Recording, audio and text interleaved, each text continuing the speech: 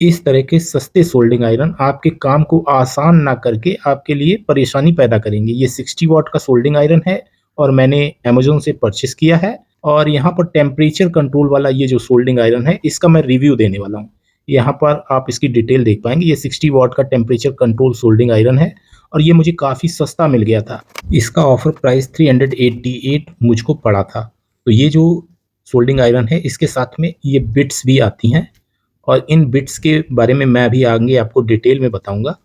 यहाँ पर आप देखेंगे कि ये जो सोल्डिंग आयरन है, इसमें टेम्परेचर कंट्रोल करने के लिए एक नॉब दी गई है। इस नॉब को हम रोटेट करके इसका टेम्परेचर जो है वो 200 डिग्री सेंटीग्रेड से 450 डिग्री सेंटीग्रेड तक सेट कर सकते हैं। इन सोल्डिंग आयरन्स को देख के ऐसा लगता है कि ये सोल्डिंग आयरन हम खरीद लें और हमारा काम जो है वो काफ़ी आसान हो जाएगा, लेकिन वास्तव में ऐसा नहीं है। और यहाँ पर इस सोल्डिंग आयरन की जो मेन लीड है, इसकी भी क्वालिटी काफ़ी अच्छी लग रही है।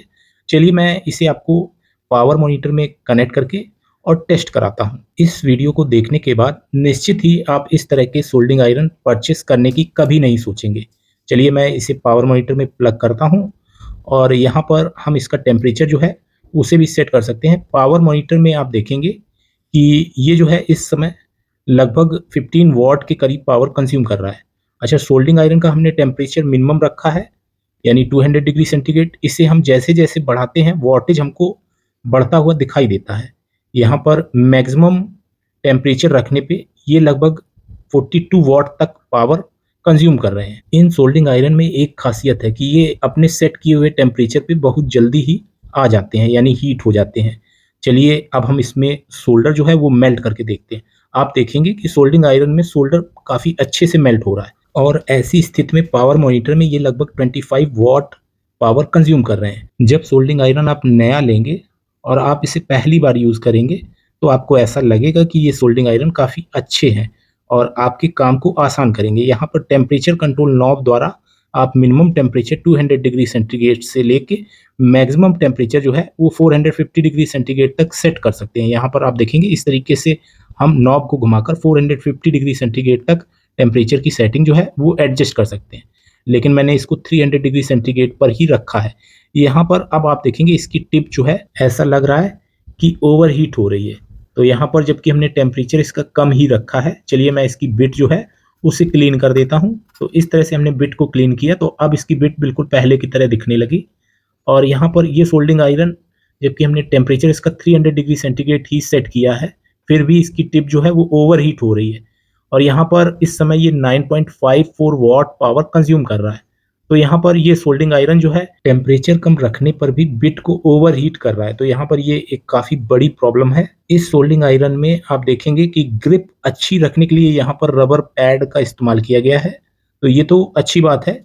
चलिए मैं इस सोल्डिंग आयरन की पहले बिट्स के बारे में आपको बता देता हूँ। यहाँ पर 5 तरह की बिट्स जो हैं इसके साथ में आती हैं। यहाँ पर ये 5 तरह की बिट्स जो हैं इनके अलग-अलग टाइप और यूज़ हैं। इनमें से मैं अभी आपको सभी बिट्स के बारे में बता देता हूँ। तो पहले मैं ये 2 बिट्स निकालता हूँ। एक तो ये हो गई और दूसरी ये हो गई। इनको बी सीरीज़ बिट्स कहते हैं और सबसे ज़्यादा इनमें ये बिट का इस्तेमाल किया जाता है।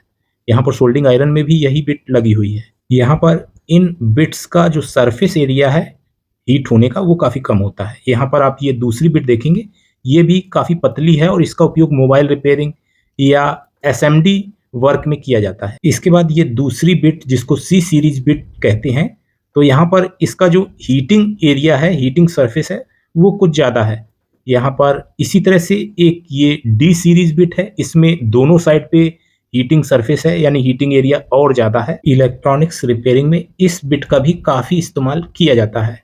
तो यहाँ पर ये हमारी डी सीरीज़ बिट हो गई और यहाँ पर लास्ट वाली बिट जो कि के सीरीज़ है, तो इस बिट का सरफेस एरिया सबसे ज़्यादा है, जिस वजह से चौड़ी ट्रैक्स जो होती हैं वहाँ पर रिपेयरिंग में इस बिट का इस्तेमाल किया जाता है। यहाँ पर मोटा जो काम होगा वहाँ पर भी आप इस बिट को इस्तेमाल कर सकते हैं। तो इस तरह से हमने इस सोल्डिंग आयरन के साथ में आने वाली सभी बिट्स के बारे में जान लिया। इन बिट्स को आप बड़ी आसानी से सोल्डिंग आयरन में लगे ये जो बिट होल्डर है इसको लूज़ करके और आगे से बिट को जो है उसे चेंज कर सकते हैं। चलिए अब मैं सोल्डिंग आयरन की टेस्टिंग आपको करके दिखाने वाला हूँ।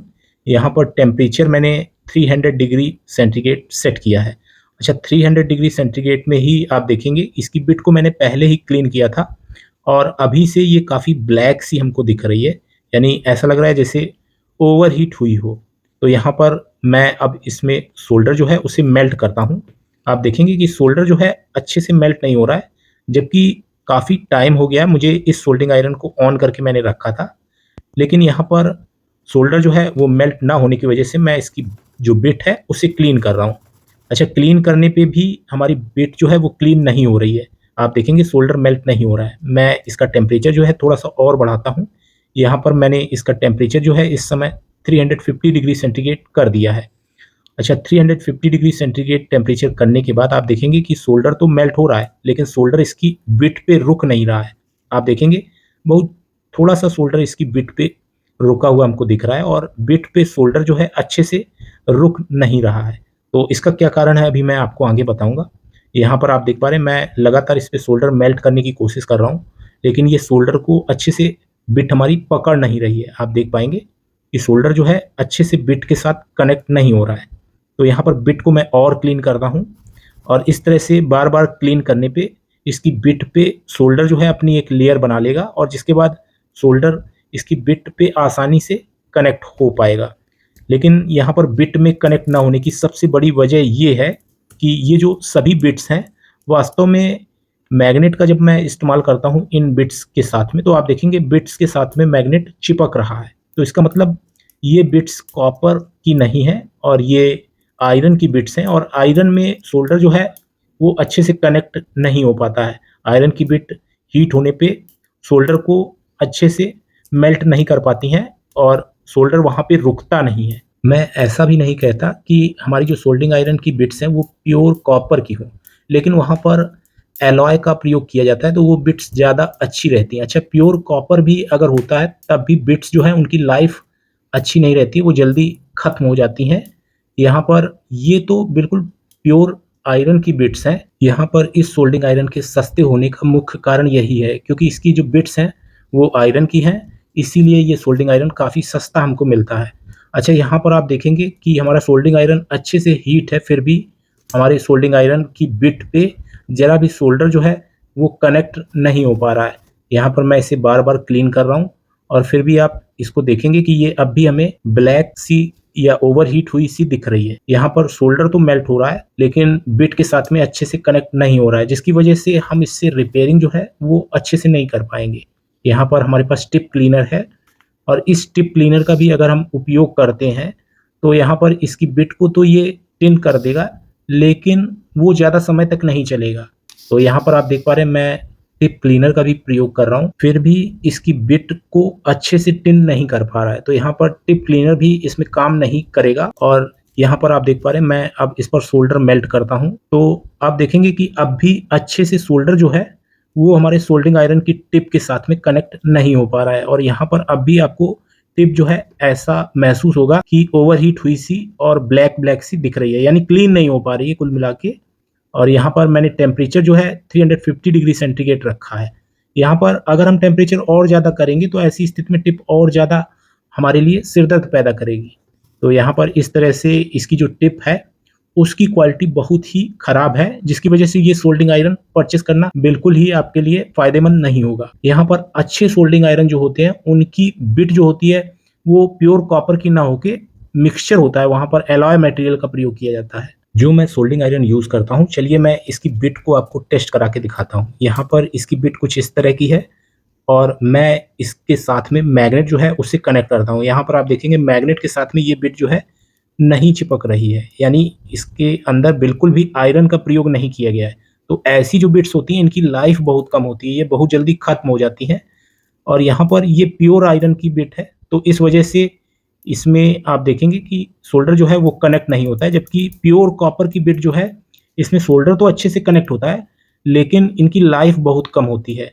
तो यहाँ पर इसीलिए जो प्योर कॉपर की बिट्स होती हैं इनको क्लीन करने के लिए कभी भी रेती का इस्तेमाल नहीं करना चाहिए, इनको हमेशा टिप क्लीनर के इस्तेमाल से टिन करना चाहिए। तो इस वीडियो को देखने के बाद आप इस तरह के सस्ते सोल्डरिंग आयरन जिनमें आयरन बिट का इस्तेमाल किया जाता है को भूल कर भी परचेज नहीं करेंगे। उम्मीद करता हूँ ये वीडियो आपके लिए हेल्पफुल रहेगा। आज के वीडियो में इतना ही। Thanks for watching. Have a nice day.